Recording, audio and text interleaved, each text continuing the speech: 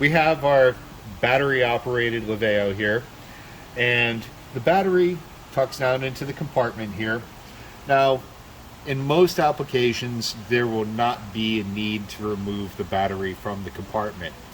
You have your charge cable here, and you have your power cable here. Normally you can just leave this in here. Now if you're going away for the season and you know, your cabin is unheated and you want to take the battery with you, all right, what you'll do is you'll unplug the power cable. I'll just bring this to the edge of the table here. You'll press down on this tab so it's below the surface of the battery.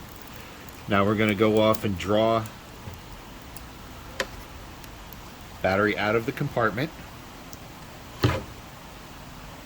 Okay, and you can see here, this is how the battery cables run. All right, it's important for the fuse to be down low, and it is important to put the battery in with the terminals first. Okay, and that is how you remove the battery.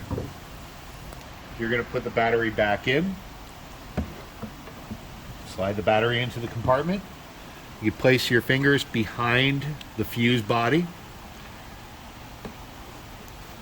press it in, clicks into place, connect your power, give it a flush, power is up, everything's running well, disconnect, reconnect, and you're ready to go.